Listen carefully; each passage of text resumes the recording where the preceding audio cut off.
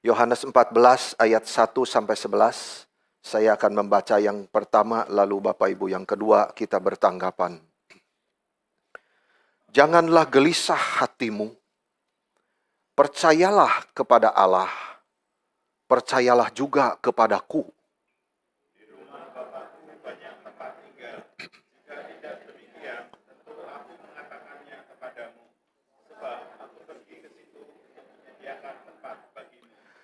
Apabila aku telah pergi dan menyediakan tempat bagimu, aku akan datang kembali dan membawa kamu ke tempatku, supaya di tempat aku berada, kamu pun berada.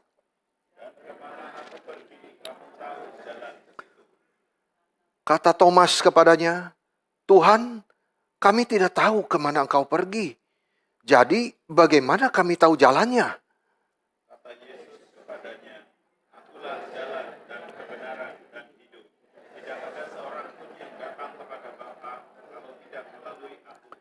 Jika kamu mengenal aku, kamu juga mengenal Bapakku. Sekarang ini kamu mengenal dia, dan kamu telah melihat dia.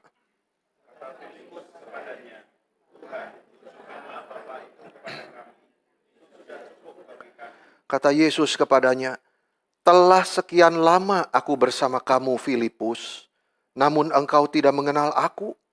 Siapa yang telah melihat aku, ia telah melihat Bapa. Bagaimana engkau berkata, tunjukkanlah Bapa itu kepada kami?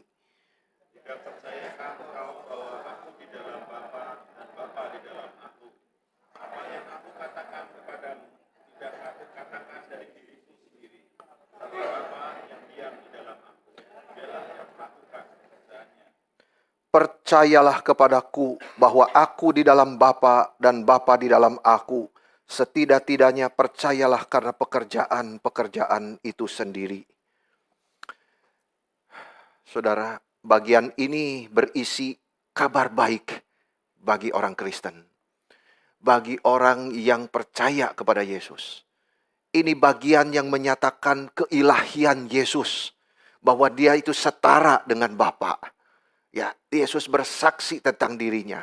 Kalau kamu tidak bisa melihat itu, lihatlah tanda-tanda mujizat yang aku sudah kerjakan, katanya. Nah, itu kira-kira bagian ini.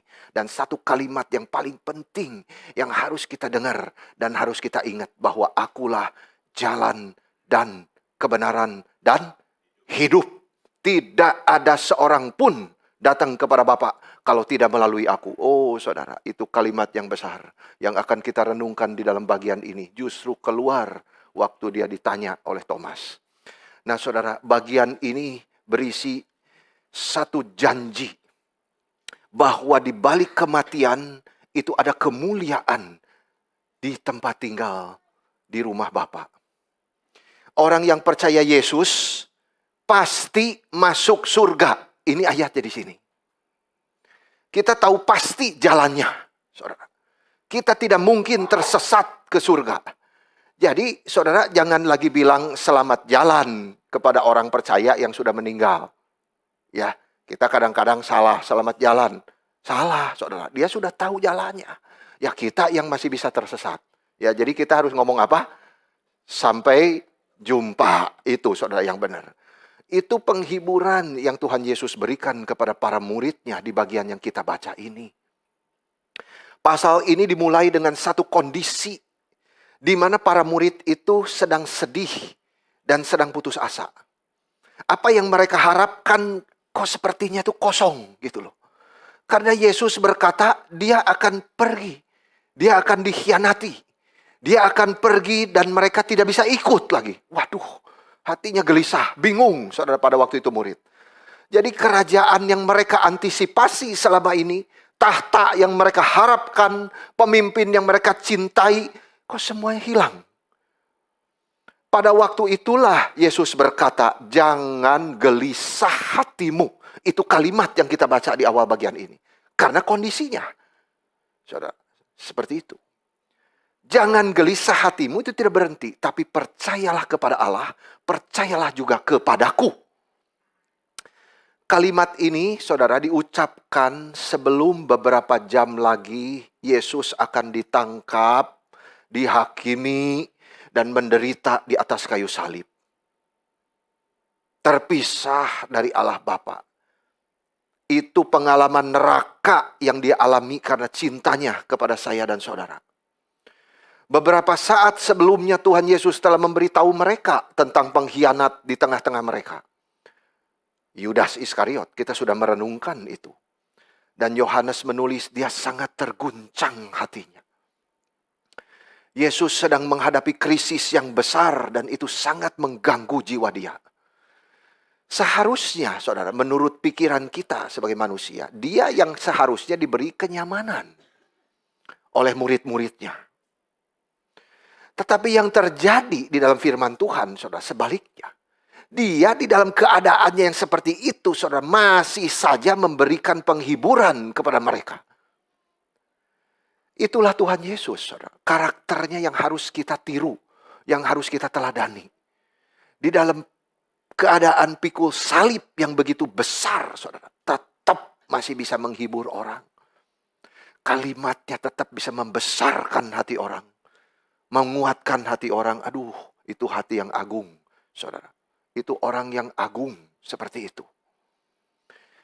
Jadi karakternya Yesus itu, saudara, penuh dengan cinta kasih.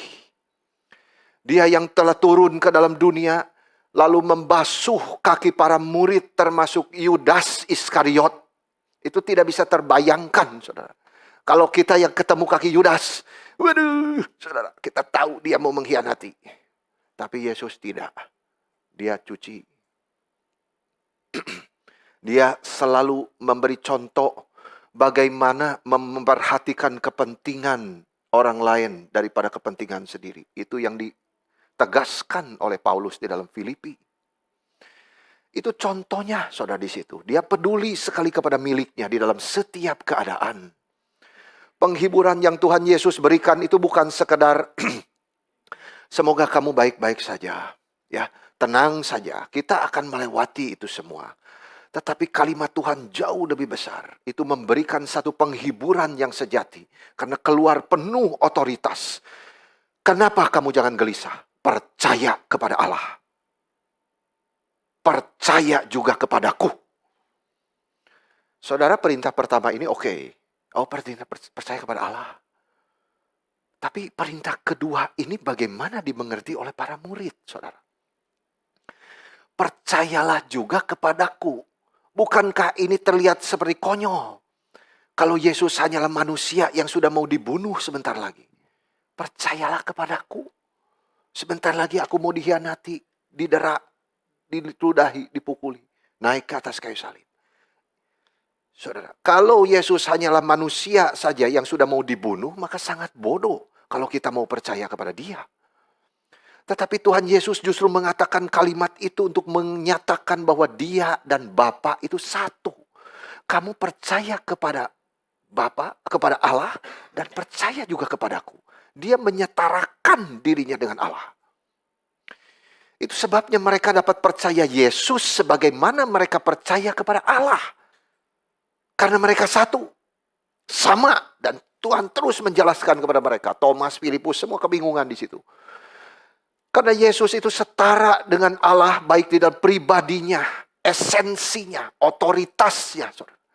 Yesus Kristus adalah pribadi kedua daripada Allah Tritunggal itu. Itu sebabnya Yesus perintahkan murid-muridnya juga untuk percaya kepada dia. Dan perintah ini ditujukan juga kepada kita semua. Dan kepada semua orang Kristen di setiap zaman. Saudara, di dalam kalimat ini Tuhan Yesus memberikan jawaban untuk persoalan kesedihan manusia, kegelisahan hati manusia, ketakutan, kekhawatiran. Percaya kepada Tuhan Yesus. Itu jawabannya. That's the only solution. You have to believe in Jesus Christ. Tuhan Yesus memberikan solusi, saudara, bagi kita semua yang hati sedang gelisah. Percayalah kepadaku.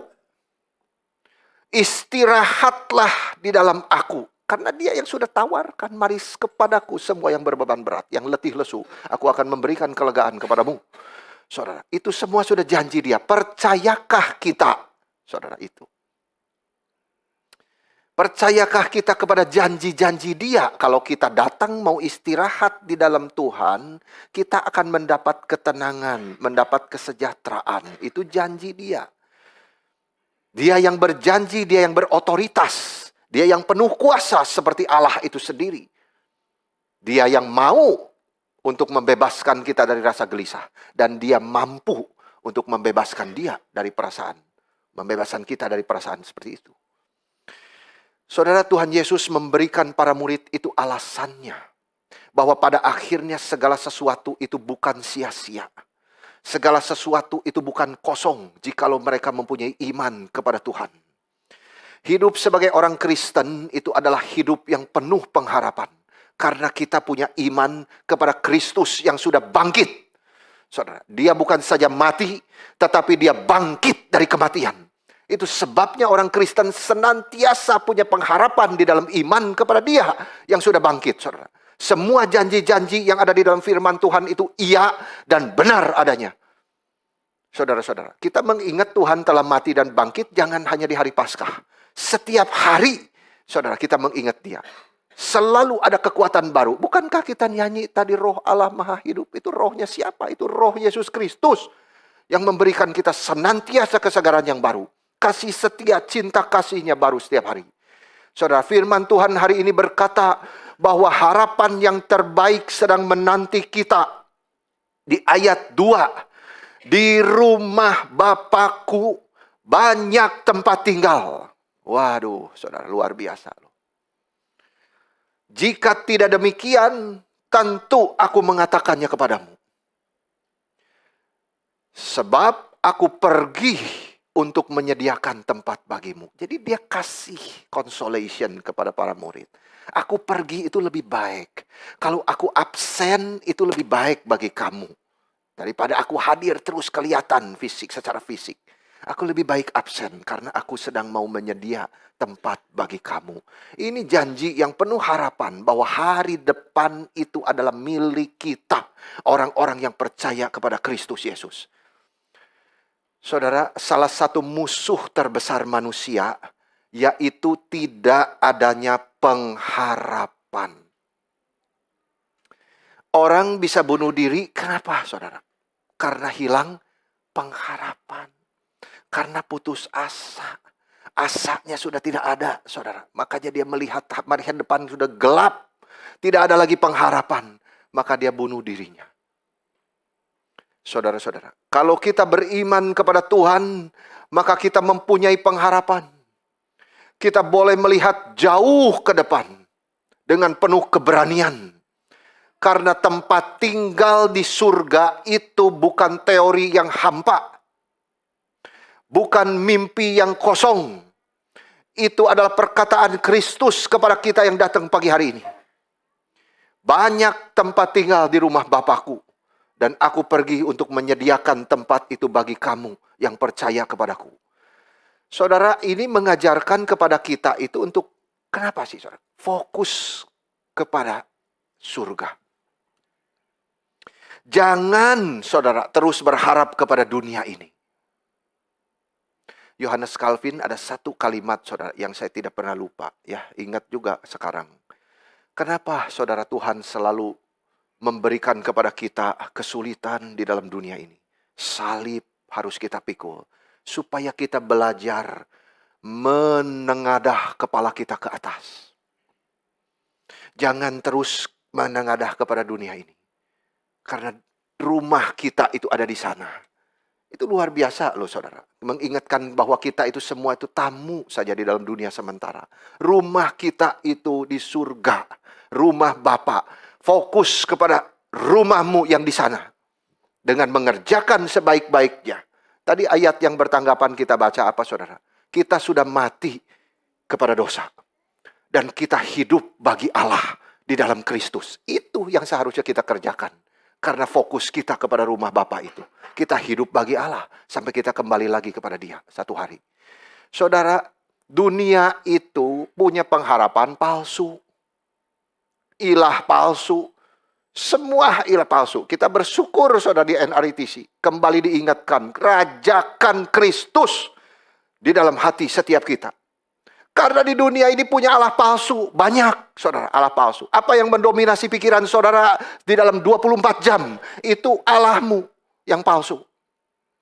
Saudara-saudara, dunia punya pengharapan yang palsu kepada ilah yang palsu. Tetapi kitab suci berkali-kali membawa kita kembali fokus. Saudara, sebelum bagian ini kita bicara Yudas Iskariot, bukan? Nah itulah saudara, yang berharap kepada dunia. Menukar Kristus dengan 30 keping uang perak. Saudara, itu tipe orang yang hidup untuk saat ini. Sudah dikasih tahu contohnya oleh Tuhan. Tetapi kita harus hidup di dunia sementara ini dengan mengharap apa yang kita kerjakan diingat oleh Tuhan selama-lamanya. Artinya kepada kekekalan, saudara. Itu sebab setelah pengkhianatan Yudas, Tuhan bilang ini kalimat. Jangan gelisah. Di rumah Bapakku banyak tempat tinggal. Fokus pikiranmu ke atas. Jangan kepada dunia. Nanti kamu seperti Yudas. Kira-kira seperti itu, saudara. Hidup manusia itu sementara di dalam dunia ini. Setiap orang akan berjumpa dengan akhir hidupnya masing-masing. Tetapi orang yang mempunyai pengharapan, saudara, punya makna hidup. Setelah kita melewati berpuluh-puluh tahun di dunia yang sementara ini, kita akan masuk ke dalam kekekalan untuk bersama-sama dengan Tuhan. Orang yang beriman kepada Tuhan meskipun sudah tua, dan waktu yang ada di depannya dia tahu sudah sangat singkat. Tetapi kalimat-kalimatnya yang dia sampaikan kepada orang lain itu tidak dingin, saudara. Tetapi penuh kehangatan. Karena maknanya ada di situ. Dia tidak mengharap kepada dunia yang sementara, saudara. Tetapi kepada kekekalan itu. Karena dia tahu dia punya pengharapan kepada tempat tinggal kekal yang dijanjikan oleh Tuhan. Firman Tuhan mengajarkan kepada kita pengharapan kita itu adalah di ayat 2. Bahwa di rumah Bapakku banyak tempat tinggal. Saudara, itu satu gambaran yang sangat indah. Yang membangkitkan satu gambaran kemuliaan. Satu gambaran kenyamanan yang luar biasa, saudara. Bahwa kita mungkin banyak kekurangan di dalam hidup kita di dunia ini. Banyak hal kita kurang, saudara-saudara, di dalam hidup yang singkat ini. Tetapi kita diingatkan kita punya tempat tinggal yang menanti kita di surga. Kekal adanya. Saudara, dan tempat itu benar-benar tempat, bukan kondisi. Itu tempat. Tuhan sudah bilang sendiri, tempat tinggal di surga. Tempat itu adalah rumah, saudara. Dan Tuhan berkata rumah itu ditujukan bagi kita yang percaya kepada Dia. Itu tujuan kita semua. Itu bukan satu eskapisme, saudara. Ya, atau kita mikir-mikirin surga terus sebagai sesuatu pelarian gitu daripada permasalahan kita. Oh, pikirin saja surga. Bukan, saudara. Itu bukan kita escapist. Bukan sama sekali, saudara. Tetapi kita tahu tujuan hidup kita itu jelas. Bahwa kita punya rumah di surga. Paulus mengingatkan kepada kita, meskipun sekarang itu kita masih samar-samar. Tetapi karena kita yakin kita punya rumah di surga, maka dimanapun kita berada, saudara, itu serasa di rumah. Itu poinnya, saudara. Meskipun kita ada di sini, yang bukan rumah kita, tapi kita itu selalu ingat, aku warga surga. Apa yang aku bicara mencerminkan warga surga. Apa yang aku putuskan mencerminkan warga surga. Beda dengan orang dunia. I'm different from the world. Because I belong to Jesus Christ.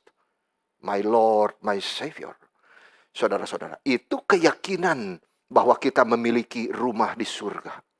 Bahwa dimanapun kita berada di dunia ini, sama. Kita adalah tamu saja. Kita harus mencerminkan orang-orang surga. Sehingga apapun yang kita kerjakan tidak sia-sia karena kita punya rumah di surga. Saudara, di dalam kesempatan ini saya ingin menanya, apakah saudara sudah yakin bahwa rumah saudara sudah disiapkan oleh Tuhan sekarang di surga? Berbahagialah orang-orang yang percaya kepada Yesus Kristus, karena itu janji Dia. Mereka memiliki tempat tinggal yang sudah disiapkan oleh Tuhan sendiri. Belum pernah ada orang ke situ loh saudara sekarang. Termasuk Adam, Abraham, nggak ada yang ke situ saudara. Mereka semua ada di Firdaus, ada di pangkuan Kristus, apapun itu namanya saudara boleh katakan. Ya kan, itu intermediate state-nya saudara. Sebelum kita sampai ke Yerusalem baru itu yang sudah disiapkan oleh Tuhan. Jadi kita sama-sama masuk ke situ. Aduh, luar biasa indahnya saudara. Dan tempat tinggal itu apa sih saudara? Apakah itu seperti rumah atau seperti apartemen? Kita tidak boleh berandai-andai ya saudara. Karena itu tidak ada di dalam Alkitab. Tetapi yang disampaikan di dalam bahasa aslinya, itu semacam sesuatu fellowship. Saudara. Di dalam rumah Bapa, tempat tinggal surgawi itu ada satu fellowship yang sempurna. Lapisan sosial yang sempurna. Orang tidak lagi mengingat dosa orang, saudara, satu-satu. Waduh, ada lagi mengiri satu sama lain. Tidak, sudah sempurna kondisi kita. Di dalam satu reuni. Saudara, satu fellowship yang sangat indah. Kita akan berkumpul lagi satu dengan yang lain. Dan kita akan saling mengenal di sana. Itu luar biasa loh saudara. Coba kita pikirkan bagaimana, Pak, orang yang dari bayi sudah meninggal dunia.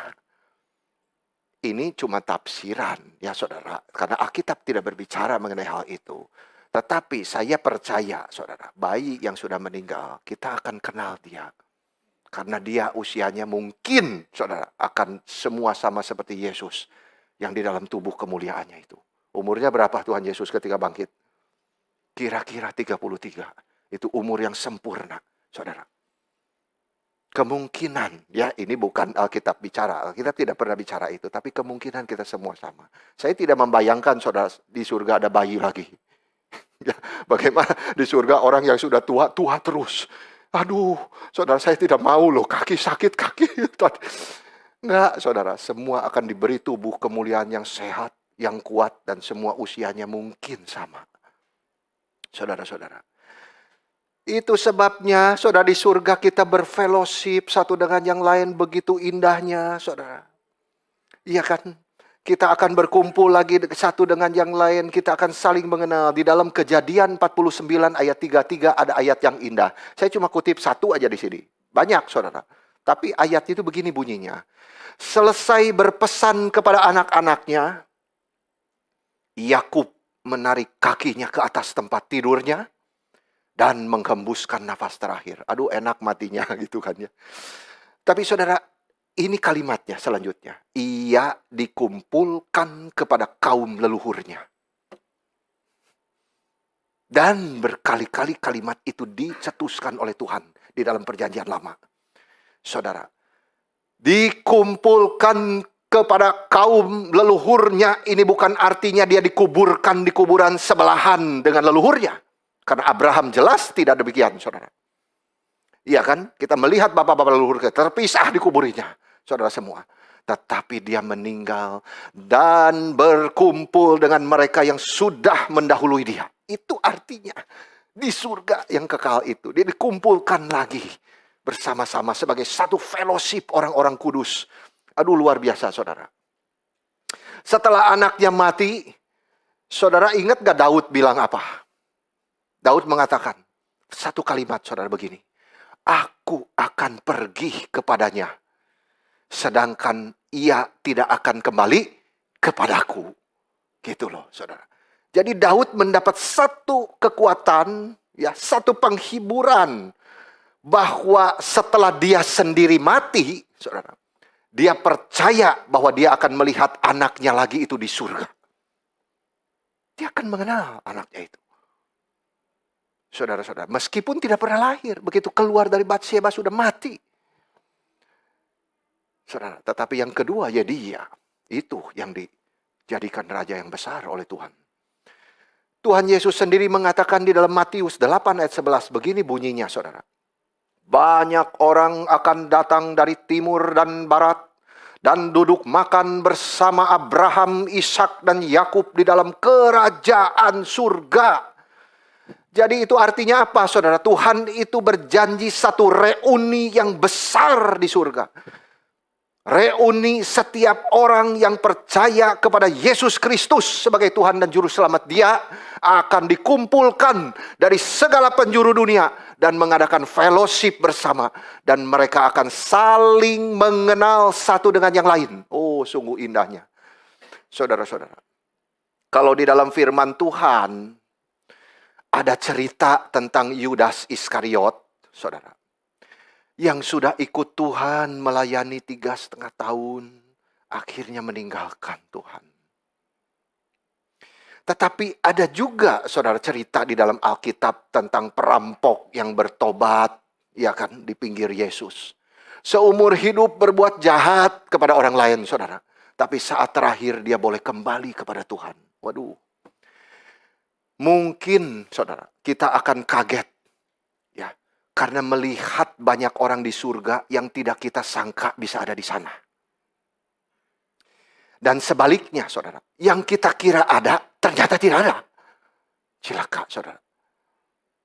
Jadi di antara kita mungkin ada yang kehilangan orang-orang yang dicintai, yang percaya kepada Yesus. Tetapi kita harus percaya, kita tidak pernah kehilangan mereka. Amin, saudara. Kita akan dipersatukan lagi, dipertemukan lagi di sana. Tetapi bukan lagi sebagai suami istri. Ya, bukan lagi sebagai orang tua anak. Tidak ada lagi. Tetapi kita akan hidup seperti malaikat di surga itu. Luar biasa, saudara. Kita akan bersama-sama dengan Kristus, penebus kita. Kita akan reuni bersama dengan semua saudara-saudara seiman kita. Dan para malaikat kudus di surga yang kekal. Tetapi neraka itu adalah kebalikannya, saudara. Itu adalah bukan tempat reuni. Itu tempat perpisahan. Itu tempat isolasi. Tempat yang menyendiri. Saudara. Ada sebagian orang di dunia ini yang menganggap sepele soal persekutuan di neraka, saudara. Mereka dengan enak menjadikan neraka itu seperti humor. Iya kan? Oh, saya mau ke neraka. Karena apa? Karena banyak teman saya di sana, Pak, katanya.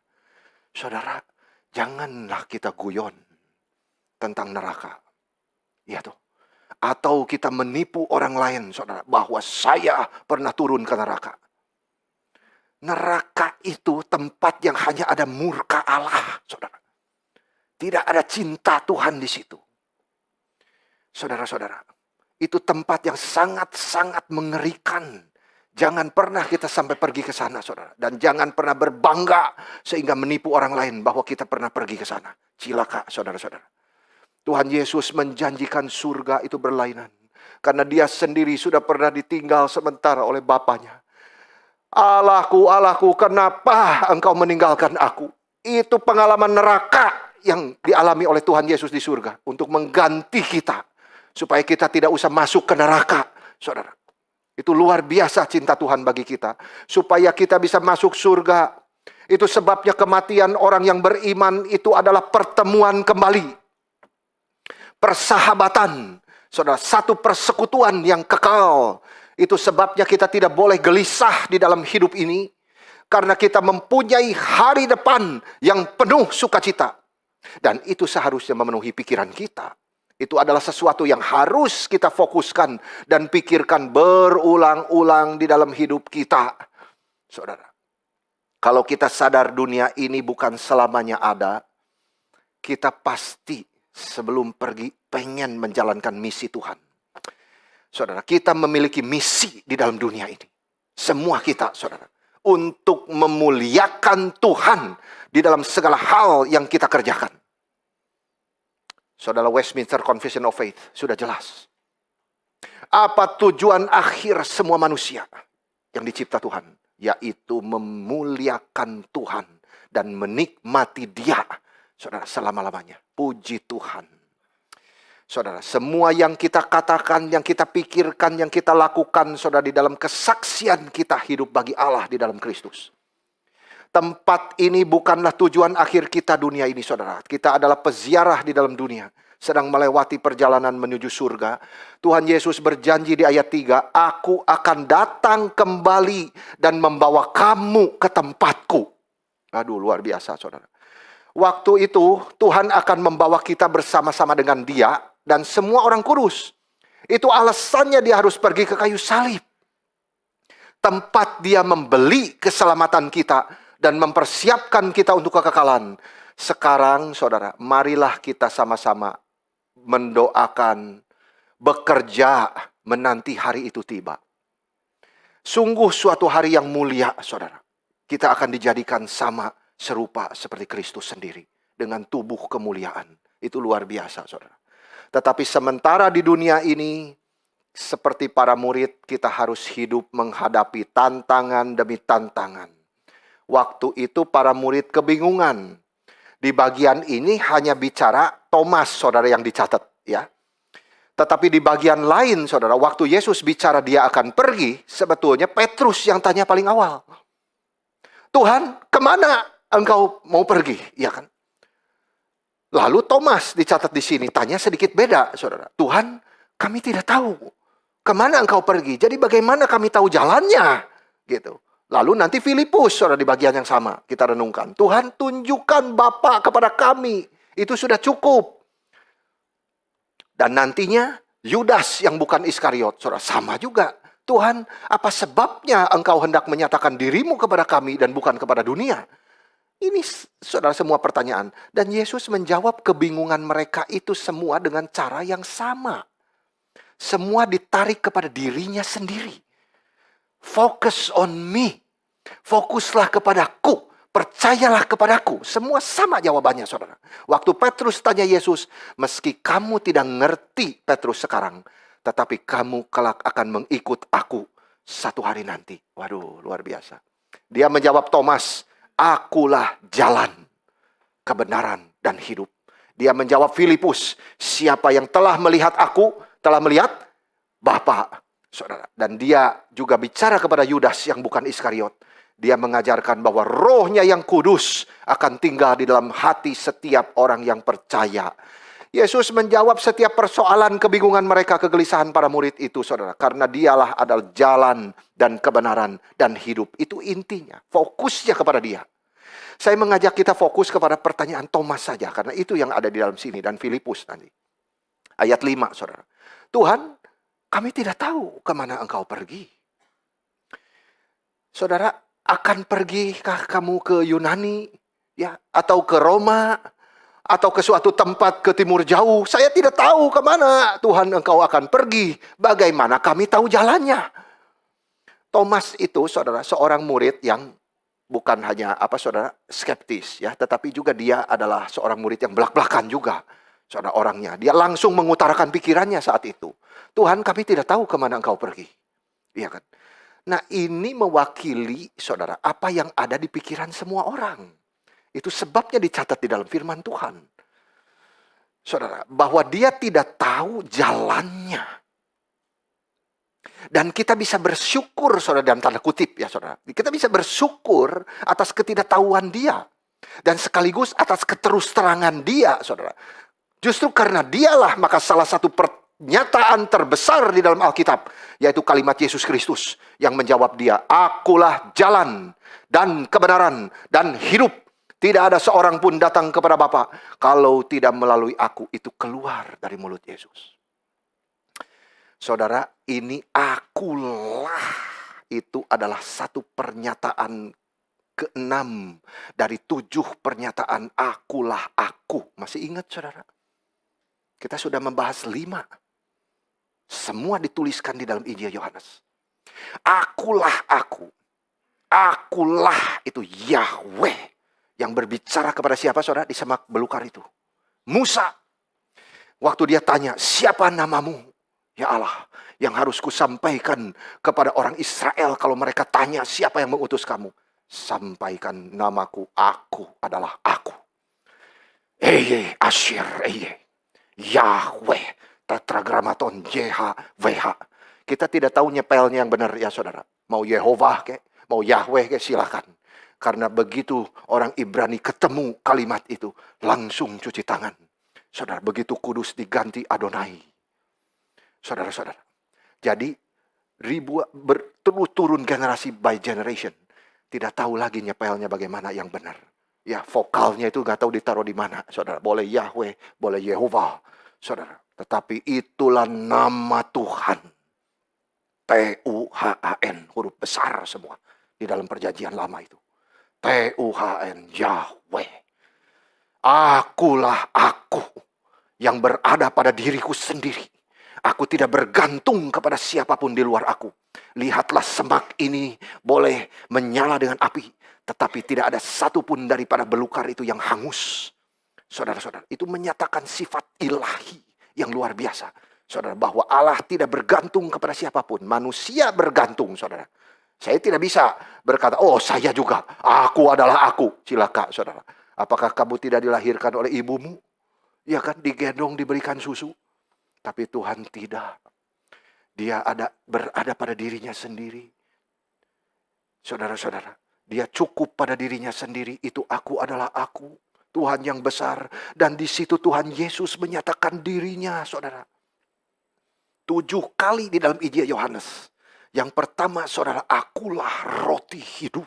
Waduh, luar biasa. Akulah terang dunia. Saudara, dia bicarakan sebagai manusia waktu itu. Tetapi kamu jangan lupa, akulah Yahweh yang bicara juga kepada Musa di semak itu. Dan aku berdiri di hadapan kamu menyatakan, akulah roti hidup. Akulah terang dunia. Akulah pintu.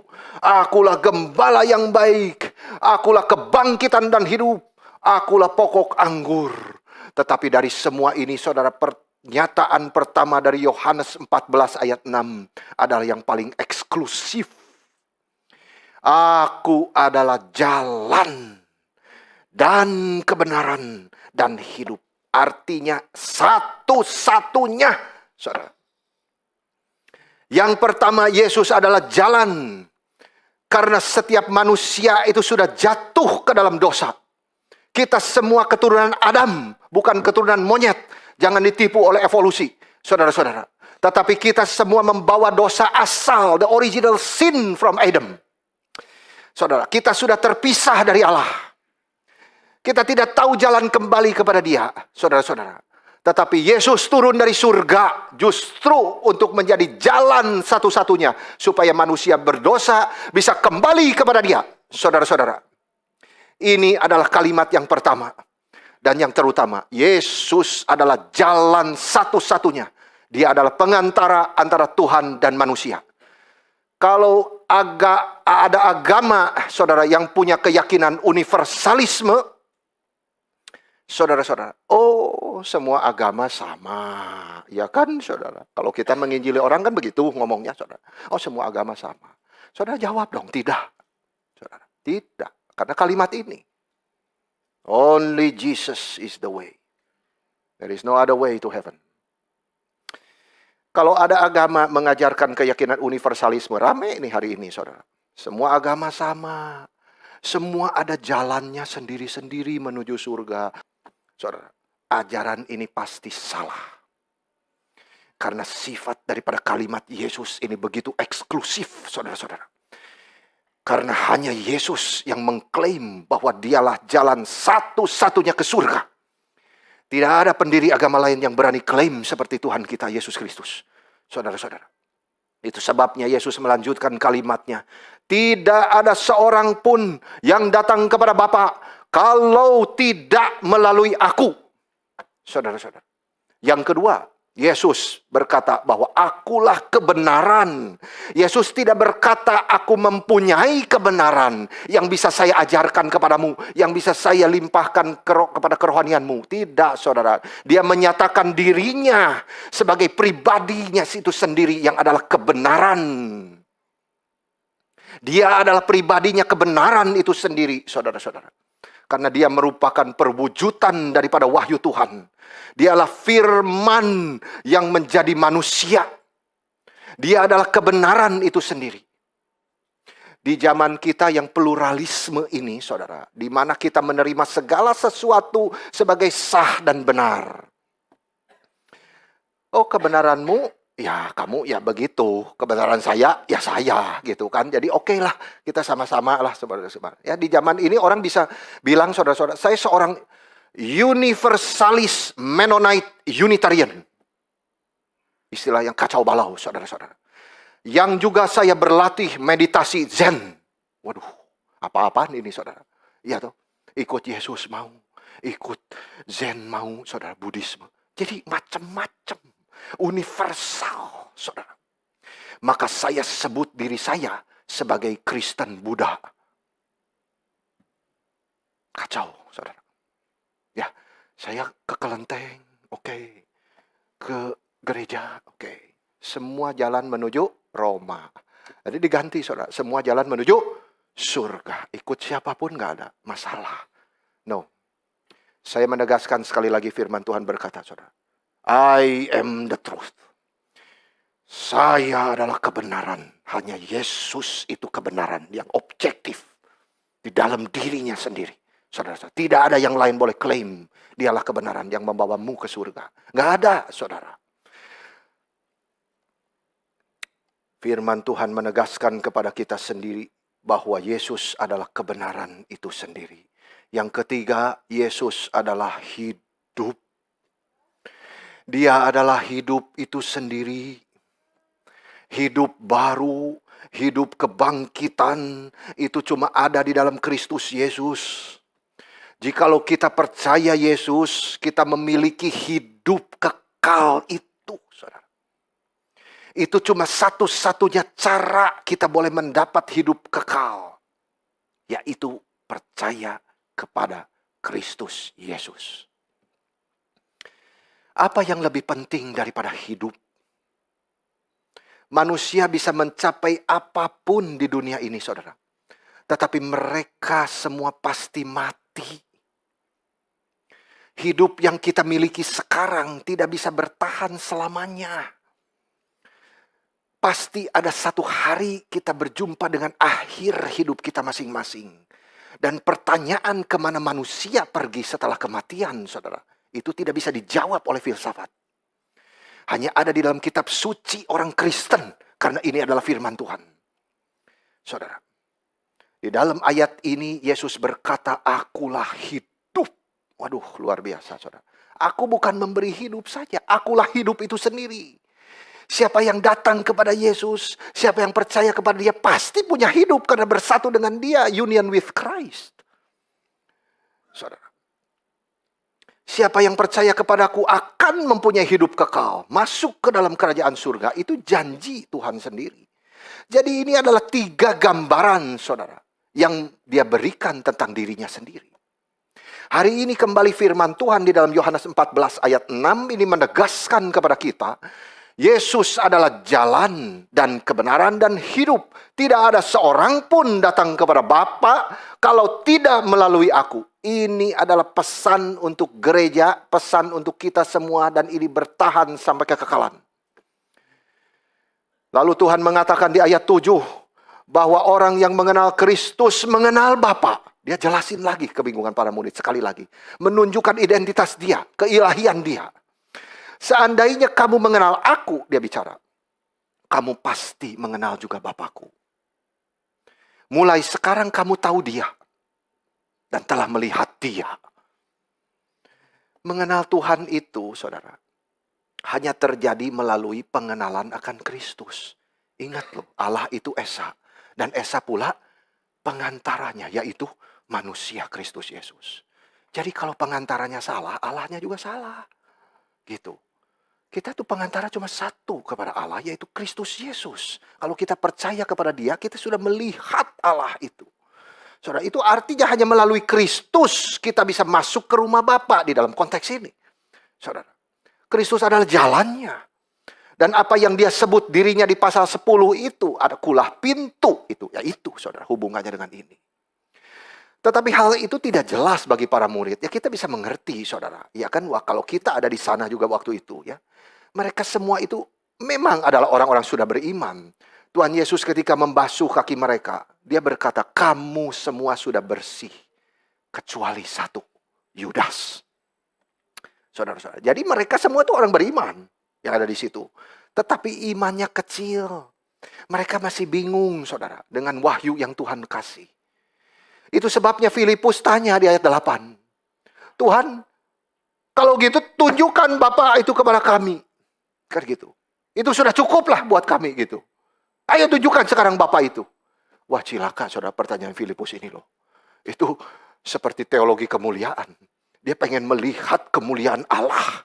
Saudara masih ingat nggak di perjanjian lama siapa yang ingin melihat kemuliaan Allah juga? Musa.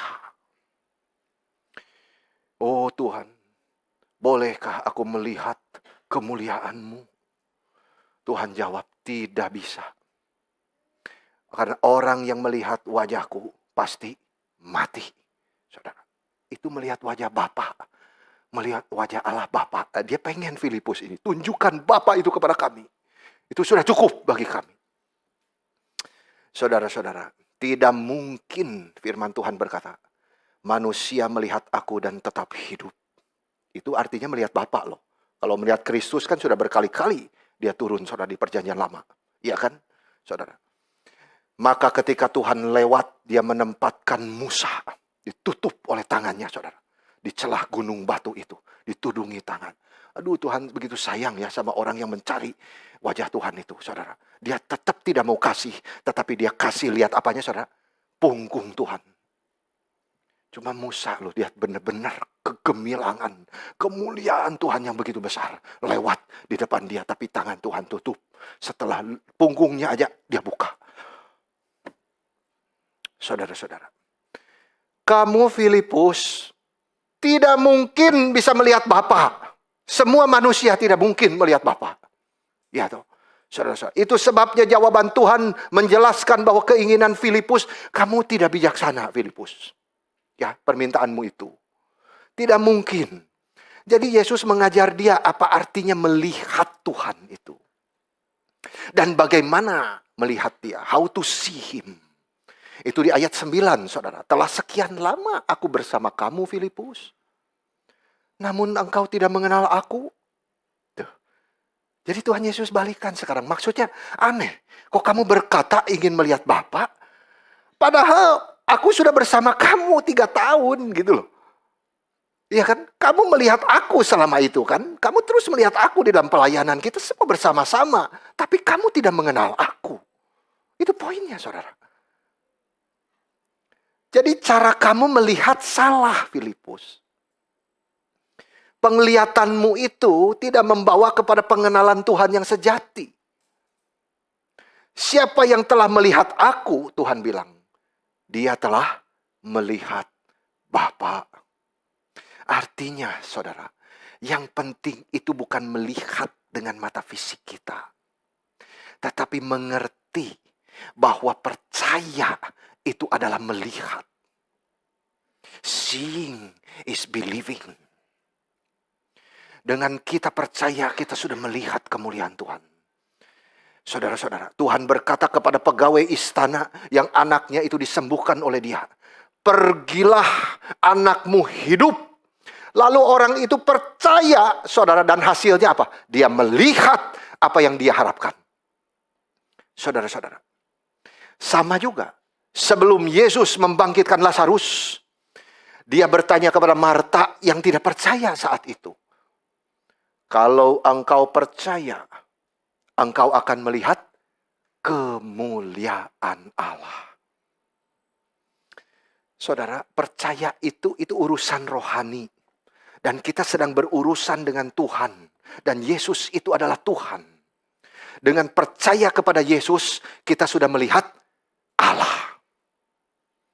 Pengantara kepada Allah cuma satu, namanya Kristus Yesus.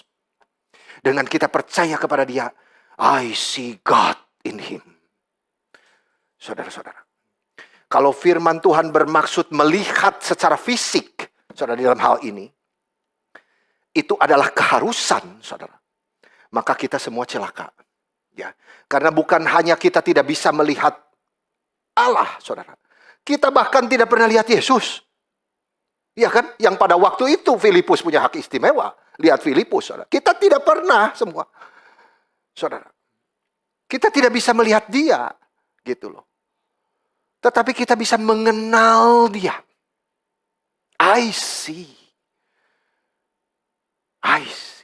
Kita ngerti, kita kenal tentang dia. Di situ kita belajar tentang sifat-sifat Allah.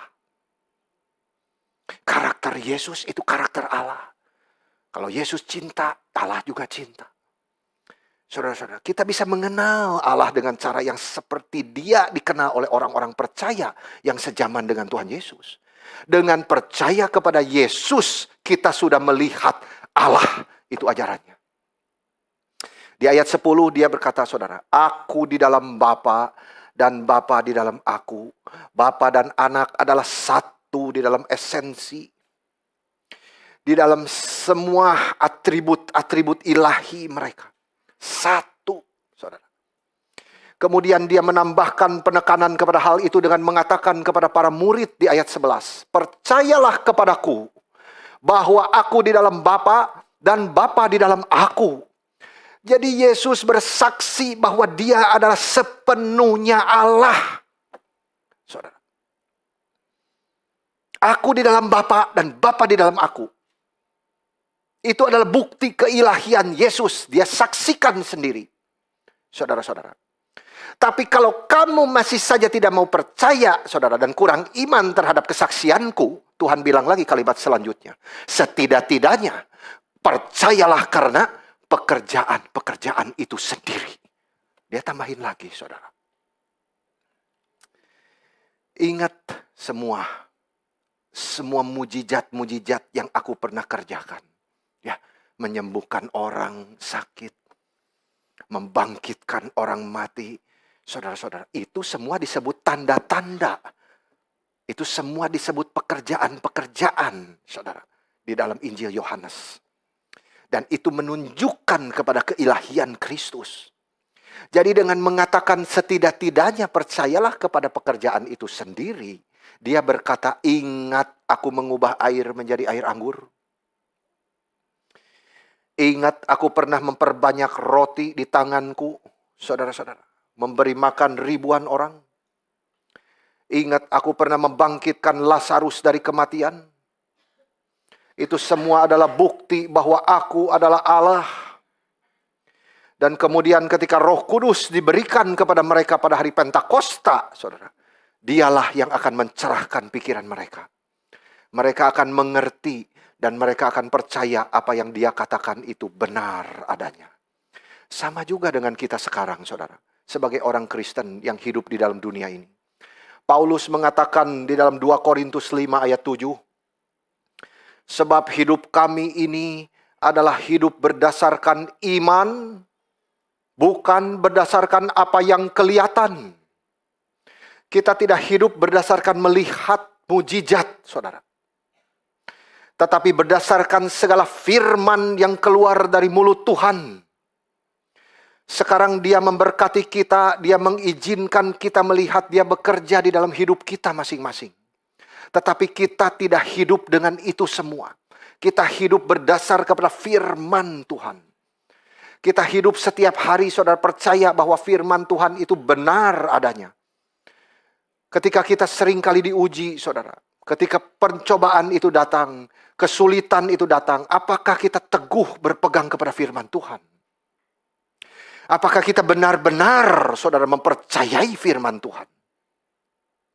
Dan segala sesuatu itu datang untuk menguji dan menguatkan iman kita melalui firman-Nya.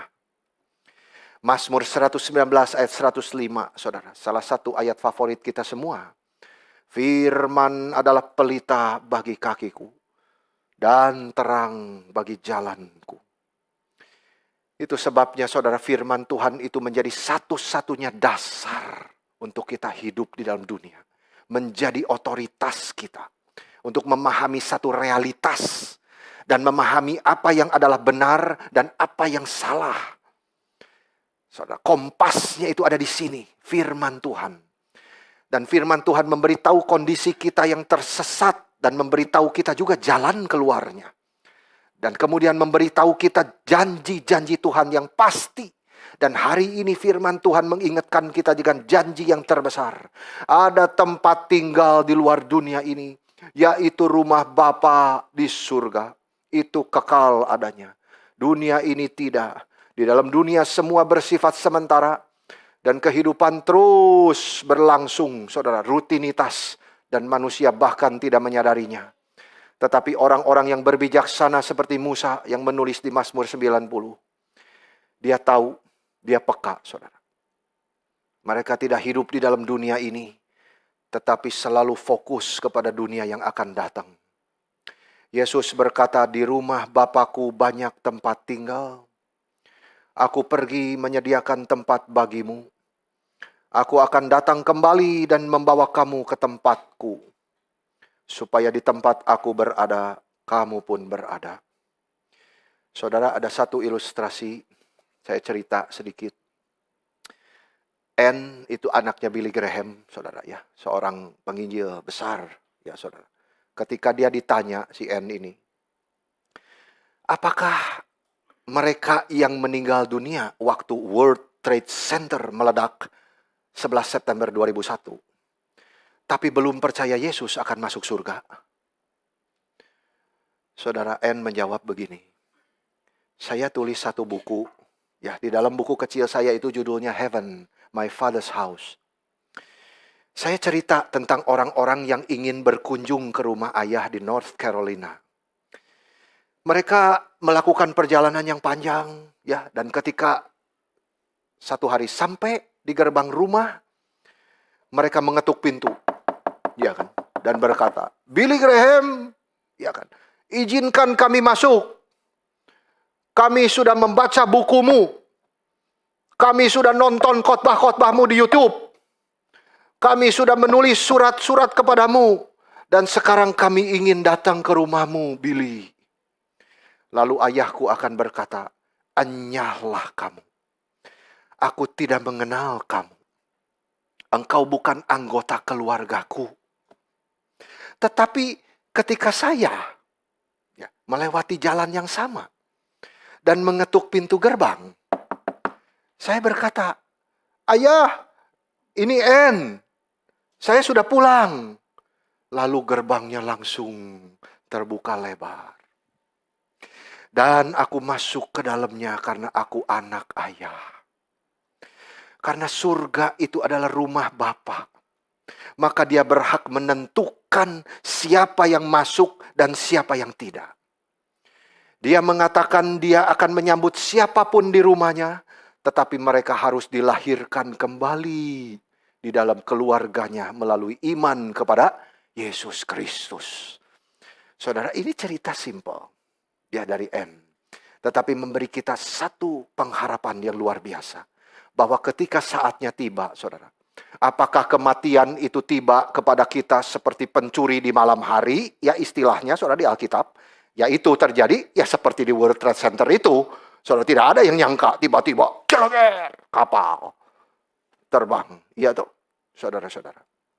Atau sebagai malaikat, ya setelah kita mungkin lama sakit, ya kan, kita percaya bahwa saat kita menghembuskan nafas terakhir, kita akan langsung masuk ke pelukan Bapa kita.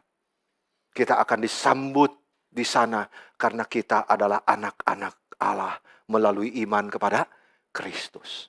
Bagaimanapun cara kita mati tidak jadi soal, saudara. Asal kita punya iman kepada Kristus Yesus, kita pasti akan tiba di rumah Bapa di surga. Puji Tuhan.